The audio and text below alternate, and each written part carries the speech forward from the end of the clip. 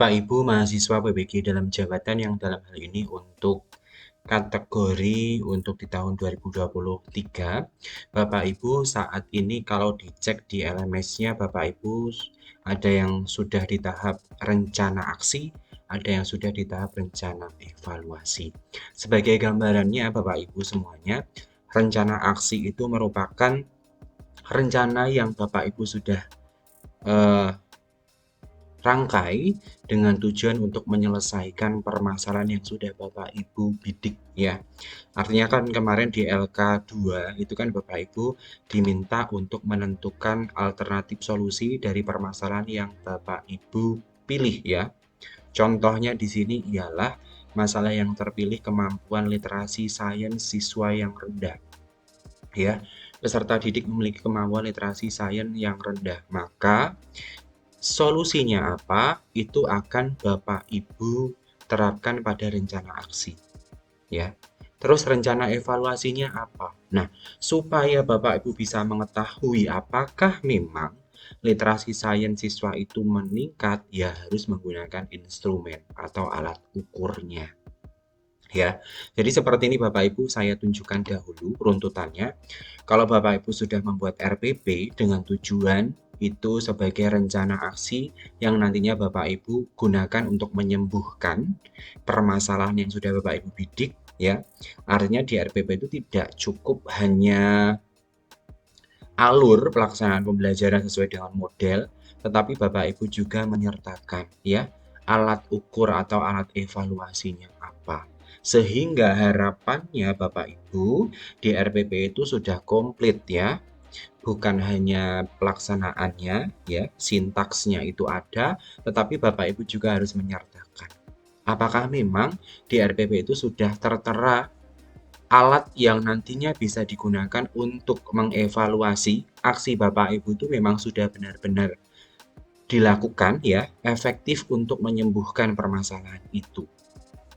Ya, seperti yang saya tunjukkan di layar dulu ini Bapak Ibu bisa mengetahui bahwasanya untuk rencana evaluasi itu berisi strategi evaluasi dalam berbagai bentuk atau portofolio seperti jurnal refleksi, lembar observasi, penilaian hasil wawancara, hasil survei kepada murid atau guru, kepala sekolah atau orang tua, dan yang terakhir yaitu artefak hasil belajar siswa.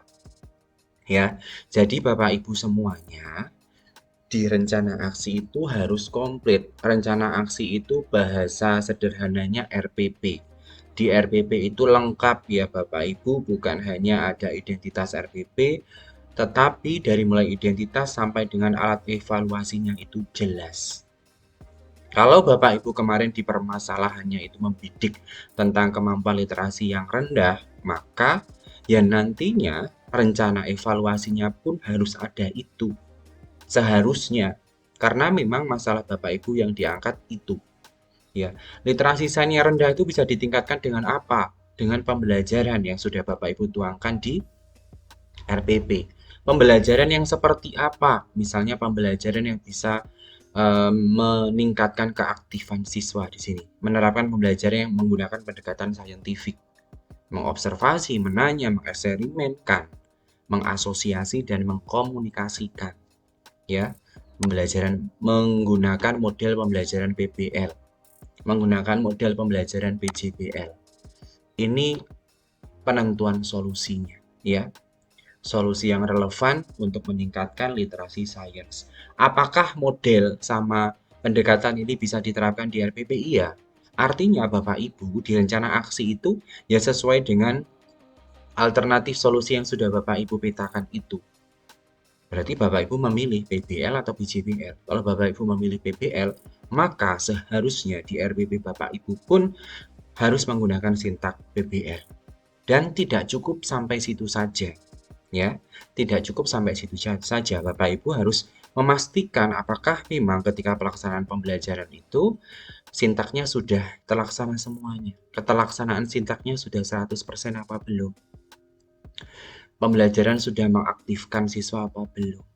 Itu bisa Bapak Ibu akses dengan menggunakan lembar observasi atau penilaian wawancara terhadap peserta didik. Ya, untuk hasil belajarnya dalam bentuk literasi sains bisa Bapak Ibu ukur dengan menggunakan alat ukur berupa misalnya tes bentuk objektif untuk literasi sains. Itu bisa Bapak Ibu. Artinya, rencana evaluasi itu tidak hanya terkait prosesnya saja, tetapi juga pada variabel terikat Bapak Ibu. Ya, apakah pemahaman konsep yang sebelumnya itu rendah, apakah memang literasi sains yang rendah, apakah memang motivasi belajar siswa yang rendah, itu sesuai dengan penentuan akar masalah Bapak Ibu. Kalau motivasinya yang rendah, Bapak Ibu ingin meningkatkan melalui kegiatan pembelajaran di rencana aksi, maka seharusnya Bapak Ibu juga membuat rencana evaluasi untuk motivasi itu.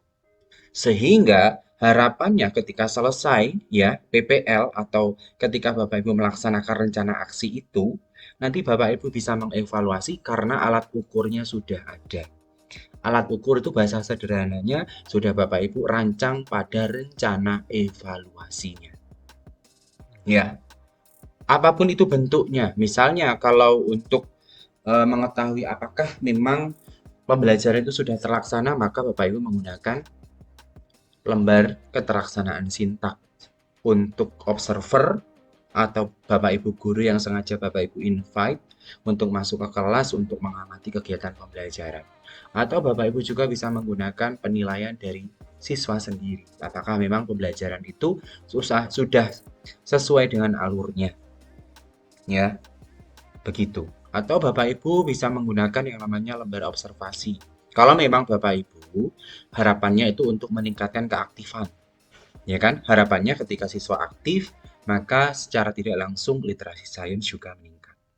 Nah, untuk mengetahui keaktifan siswa, apa yang dinilai? Mungkin penilaian sikap.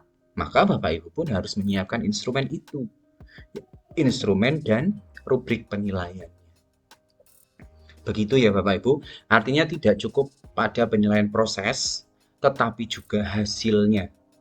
Ya, yang namanya pembelajaran kan ada penilaian kognitif, afektif, sama psikomotor. Itu coba Bapak Ibu akses juga. Sehingga nanti ketika Bapak Ibu menyimpulkan di aksi itu komprehensif ya. Semuanya Bapak Ibu bisa menjabarkan dari segi variabel terikatnya terjawab nih, ternyata meningkat. Dari segi prosesnya ternyata kegiatan pembelajaran itu sudah terlaksana sesuai dengan sintaknya karena memang Bapak Ibu sudah menyiapkan di rencana evaluasinya. Begitu. Jangan salah arti. Ini menurut pemahaman saya demikian. Nah, di sini saya berikan gambaran. Ya, Bapak Ibu. Ini rencana evaluasi aksi 1. Yang pertama ada jurnal refleksi pembelajaran. Yang kedua ada lembar observasi keterlaksanaan sintak. Karena saya menggunakan PBL, contohnya nih, maka harapannya PBL yang saya terapkan di kelas itu memang benar-benar terlaksana. Dengan apa cara mengukurnya? Dengan alat ukur, dengan lembar observasi. Siapa yang mengobservasi? Guru mata pelajaran atau guru yang serumpun. Ya, dengan mengisi instrumen yang sudah kita buat, kisi-kisinya juga sudah ada. Oke. Yang selanjutnya ada lembar observasi keterlaksanaan sintak yang tadi untuk guru, yang kedua ini untuk siswa. Apakah memang siswa itu memberikan respons yang positif terhadap pembelajaran yang kita lakukan? Ya, begitu. Nah, ini pun juga seharusnya ada rubriknya, begitu. Oke, terus yang selanjutnya yang pasti karena memang kegiatan belajar itu kan tujuannya untuk meningkatkan ya, meningkatkan apa yang belum meningkat ditingkatkan seperti pemahaman konsep ya, sikap, keterampilan. Nah, di sini yang pertama pemahaman konsep ya terkait materi yang kita ajarkan otomatis kita harus membuat soalnya tuh ya. Membuat soal, setelah membuat soal pastinya kita harus membuat kisi-kisi soal dan kunci jawaban. Oke, begitu ya Bapak Ibu. Terus yang selanjutnya, ini terkait variabel terikat. Yang selanjutnya itu Bapak Ibu silahkan menyiapkan. Menyiapkan apa ya? Ya menyiapkan sesuai dengan variabel terikat yang kemarin Bapak Ibu itu mau dongkrak atau mau perbaiki berdasarkan rencana aksi. Ya, variabel terikat saya kan tadi literasi rendah, maka ya seharusnya saya membuat alat ukur untuk literasi itu. Apakah setelah aksi itu, setelah dievaluasi berdasarkan alat ukurnya, meningkat atau tidak, ya. Jadi Bapak Ibu membuat soalnya, membuat rubriknya, kunci jawabannya juga. Nah, karena tadi sudah dikatakan yang namanya kegiatan pembelajaran yang aktif itu bisa meningkatkan literasi atau bisa meningkatkan pemahaman konsep siswa terhadap pembelajaran. Pemahaman konsep pada saat pembelajaran pada diri siswa itu akan meningkat apabila kolaborasi siswa itu juga meningkat. Maka ya seyogyanya kita juga harus menyusun rencana evaluasi untuk mengetahui apakah memang kolaborasi siswa itu terjadi peningkatan berdasarkan aksi yang kita lakukan. Jadi gitu Bapak Ibu. Sekarang saya kembalikan lagi di rencana aksi Bapak Ibu, itu mau ngapain? Model yang dipakai apa? Bapak Ibu menerapkan itu untuk apa? Itu berdasarkan daripada penentuan alternatif solusi yang sudah Bapak Ibu petakan di LK sebelumnya. Ya, ini kan Bapak Ibu bisa tahu ya, literasi yang rendah sama yang kedua itu kesulitan memahami konsep yang dipelajari. Ya, kesulitan memahami konsep yang dipelajari itu bisa dipecahkan menggunakan apa sih? Bisa diberikan solusi menggunakan apa? Di sini misalnya pendekatan saintifik. Pembelajaran menggunakan strategi active knowledge sharing. Ya, berarti kan komunikasi, kolaborasi. Pembelajaran menggunakan media yang sesuai. Pembelajaran menggunakan model PBL dan PJBL. Solusinya sudah ada, maka Bapak Ibu pun ketika membuat rencana evaluasi, ya berdasarkan solusi yang Bapak Ibu pilih, berdasarkan rencana aksi yang Bapak Ibu pilih, gitu loh. Ya, semakin banyak penilaian tersebut, maka bisa saya katakan nanti ketika Bapak Ibu menyimpulkan, membuat sebuah simpulan, maka Bapak Ibu akan lebih bijak karena dasar pengambilan simpulan itu banyak. Ya, begitu. Jadi tolong dipahami ya Bapak Ibu, rencana evaluasi itu terkait pelaksanaan pembelajaran dan variabel terikat yang Bapak Ibu ingin tingkatkan berdasarkan permasalahan yang sudah Bapak Ibu bidik berdasarkan LK sebelumnya. Ya, ini kisi-kisinya sudah ada Bapak Ibu ya. Jurnal refleksi, lembar observasi, penilaian hasil wawancara, hasil survei kepada murid, guru, kepala sekolah atau orang tua, dan artefak hasil belajar.